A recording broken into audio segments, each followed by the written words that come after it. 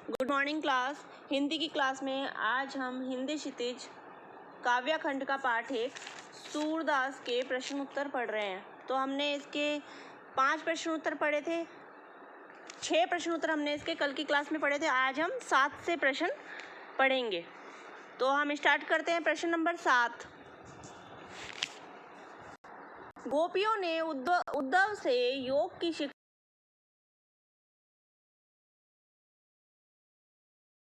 ने उद्धव से क्या कहा था? हमने पढ़ा था पद में क्या पढ़ा था कि गोपियां उद्धव से कहती है कि वो योग की शिक्षा ऐसे लोगों को दे जिनका मन स्थिर नहीं है। हमारा तो मन स्थिर है, हमें तो कृष्ण से सच्चा प्रेम है, ठीक है, और जिनका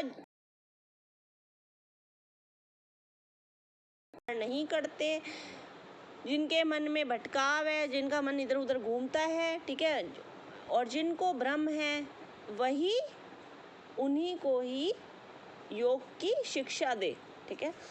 तो इस प्रश्न का उत्तर हम क्या लिखेंगे? हम लिखेंगे गोपियों ने उद्धव को कहा है कि वे योग की शिक्षा ऐसे लोगों को दे जिनके मन स्थिर नहीं है, जिनके हृदय में कृष्ण के प्रति सच्चा प्रेम नहीं है, या जिनके मन में भटकाव है, दुविधा है, भ्रम है और चक्कर है। तो ऐसे लोगों को शिक्षा दे योग की। अब है प्रश्न नंबर 8। प्रश्न नंबर 8 है, प्रस्तुत पदों के आधार पर गोपियों का योग साधना के प्रति दृष्टिकोण स्पष्ट कीजिए। तो पद जो हमने पढ़े हैं उसके आधार पर हमें योग साधना के प्रति गोपियों की दृष्टिकोण कैसा था, ठीक है, वो हमें इसमें स्पष्ट करना है।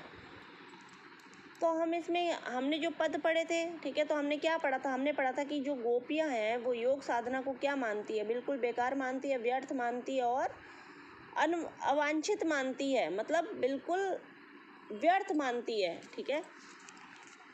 उनके अनुसार योग साधना क्या होती है? प्रेम की जगह नहीं ले सकती। जो योग साधना है वो प्रेम में बाधा है, एक तरह की, ठीक है, रुकावट है, जो कृष्ण से उन्हें दूर ले जाती है। और जैसे ही योग का नाम आता है वैसे ही उनके मन में जो आग होती है, जो विरह की मतलब बिछड़न की जो आग होती है, वो और अधिक भड़क जाती है, ठीक है। तो यही इसमें बताना है हमें इस पाठ में। इस प्रश्न में हम क्या लिखेंगे? सूरदास के पदों के आधार पर यह स्पष्ट है कि गोपियां योग साधना को नीरस, व्यर्थ और अवांछित मानती है। उनके अनुसार योग साधना प्रेम का स्थान नहीं ले सकती। प्रेमी जन योग मार्ग द्वारा नहीं, प्रेम पूर्ण समर्पण के बल पर ही ईश्वर को प्राप्त कर सकते हैं। हम जब समर्पण करेंगे ना, तभी हमें ईश्वर मिल सकते हैं, प्रेम से ही। हम प्रेम पूर्ण मतलब प्रेम में पूरी तरह से समर्पण करके ही हम ईश्वर को पा सकते हैं, ठीक है। उनके अनुसार योग साधना तो उनके प्रेम की दीवानगी में बाधा है, मतलब रुकावट है। यह उन्हें उनके कृष्ण से दूर ले जाती है, इसलिए योग का नाम सुनते ही उनकी विरह ज्वाला और अधिक भड़क उठती है और उन्हें योग साधना एक बला प्रतीत होती है, ठीक है। तो उन्हीं के शब्दों में अब ये जो लिखा है ना, सुनत जोग लागत है ऐसो ज्यों करुई ककरी। तो इसमें क्या बताया था?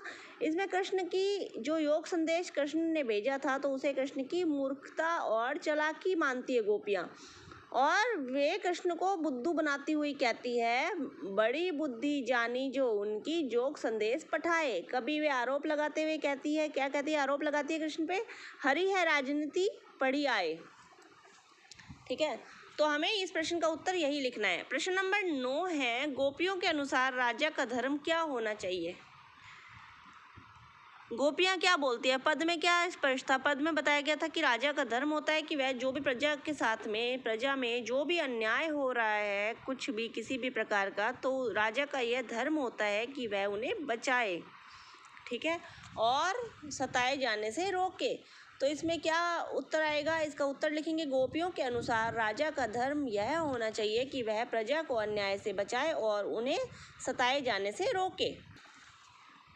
प्रश्न नंबर 10 है, गोपियों को कृष्ण में ऐसे कौन से परिवर्तन दिखाई दिए जिसके कारण वे अपना मन वापस लेने की बात कहती हैं? गोपियों को कृष्ण में ऐसा कौन सा चेंज दिखाई देता है, कौन से परिवर्तन दिखाई देते हैं? परिवर्तन को इंग्लिश में बोलते हैं चेंज। कि गोपियाँ अपना मन वापस पा लेने की बात कहती है। तो गोपियों को क्या लगता है कि कृष्ण जब से मथुरा गए हैं तो वे बदल गए हैं, अब गोपियों से वो प्रेम नहीं करते, प्यार नहीं करते, इसलिए खुद नहीं आए मिलने और उन्होंने क्या करा, योग संदेश भिजवा दिया। और अब तो कृष्ण राजा बन गए हैं, ठीक है, मथुरा जाकर राजा बन गए हैं और राजनीतिक चालें भी चलने लगे हैं और छल करने लगे हैं, धोखा करने लगे हैं और उनका स्वभाव बदल गया है, ठीक है। तो इन परिवर्तनों को देखकर ही क्या लगता है गोपियों को कि कृष्ण प्रेम में डूबा हुआ उनका मन उन्हें वापस मिल जाएगा। तो इसका उत्तर हम क्या लिखेंगे, गोपियों को लगा कि कृष्ण मथुरा जाकर बदल गए हैं, वे अब गोपियों से प्रेम नहीं करते, इसलिए वे स्वयं उनसे मिलने नहीं आए। और दूसरा, उन्हें क्या लगता है कि कृष्ण अब राजा बनकर राजनीतिक चालें चलने लगे हैं, छल कपट उनके स्वभाव का अंग हो गया है, इसलिए वे वहां से अपना प्रेम संदेश भेजने की बजाय योग संदेश भेज रहे हैं। प्रेम संदेश तो भेजते नहीं ना, कृष्ण नहीं भेजा उन्होंने गोपियों के लिए, क्या भेजा, योग संदेश भेजा। तो इन परिवर्तनों को देखते हुए ही गोपियों को लगा कि अब उनका कृष्ण प्रेम में डूबा हुआ मन उन्हें वापस मिल जाएगा।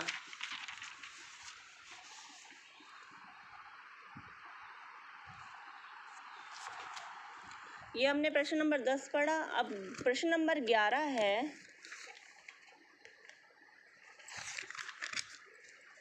गोपियों ने अपने वाक चातुर्य के आधार पर ज्ञानी उद्धव को परास्त कर दिया। उनके वाक चातुर्य की विशेषताएं लिखिए। मतलब वाक चातुर्य का मतलब होता है कि बात बनाने में किसी को भी पछाड़ देना, ठीक है, बातें बनाना, और जो ठीक है, मतलब चतुर होता है ना कोई इंसान, उसके लिए कहते हैं, ठीक है, चातुर्य, चतुर। तो गोपियाँ क्या है, चतुर थी, गोपियाँ वाक चतुर है, वे बात बनाने में किसी को भी पीछे छोड़ देती है। तो उन्होंने क्या किया, जो ज्ञानी उद्धव है, जो उद्धव कौन है, कृष्ण जी के मित्र, तो वो उनके सामने बिल्कुल आकर गूंगों की तरह खड़े हो जाते हैं, ठीक है। इसी कारण, क्योंकि गोपियों के हृदय में कृष्ण प्रेम का सच्चा ज्वार है, सच्चा बुखार है, ज्वार का मतलब कि सच्चा प्रेम करती है, ठीक है। यही उमड़ाव, यही जबरदस्त आवेग उद्धव की बोलती बंद कर देता है कि इतना प्यार कृष्ण के लिए उनके मन में, गोपियों के मन में वो देखते हैं कि उद्धव की इतने ज्ञानी होने के बाद भी बोलती बिल्कुल बंद हो जाती, चुप हो जाते हैं। सच्चे प्रेम में इतनी ताकत है कि बड़े से बड़े ज्ञानी भी, बड़ी से बड़ी शक्ति भी प्रेम के आगे घुटने टेक देती है, ठीक है। कोई प्यार से बड़ी बेटा दुनिया में कोई शक्ति नहीं होती, प्यार से बड़ा कोई भी, मतलब कोई भी ज्ञानी नहीं है, प्यार से बड़ा कोई भी नहीं है, ठीक है। तो इसमें हम उत्तर क्या लिखेंगे, गोपियाँ वाक चतुर है, वे बात बनाने में किसी को भी पछाड़ देती हैं, यहाँ तक कि ज्ञानी उद्धव भी उनके सामने गूंगे बनकर खड़े हो जाते हैं। कारण यह है कि गोपियों के हृदय में यानी मन में कृष्ण प्रेम का सच्चा ज्वार है। यही उमड़ाव, यही जबरदस्त आवेग उद्धव की बोलती बंद कर देता है। सच्चे प्रेम में इतनी शक्ति है कि बड़े से बड़ा ज्ञानी भी उनके सामने घुटने टेक देता है। प्रश्न नंबर 11 पढ़ा हमने। अब है प्रश्न नंबर 12। संकलित पदों को ध्यान में रखते हुए सुर के भ्रमर गीत की मुख्य विशेषताएं बताइए। तो हमें इसके जो सूरदास के जो पद हैं, ठीक है, इसमें सूरदास के जो भ्रमर गीत हैं, जो गीत गाए हुए हैं, उनके हमें विशेषता बतानी है।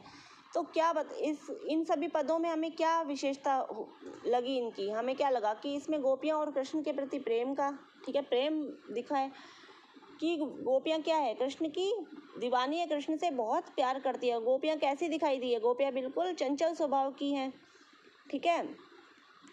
और इसमें क्या है, व्यंग्य है, ठीक है, प्रार्थना है और कटाक्ष है, उलाहना है, मतलब उलाहना देती है ना उद्धव को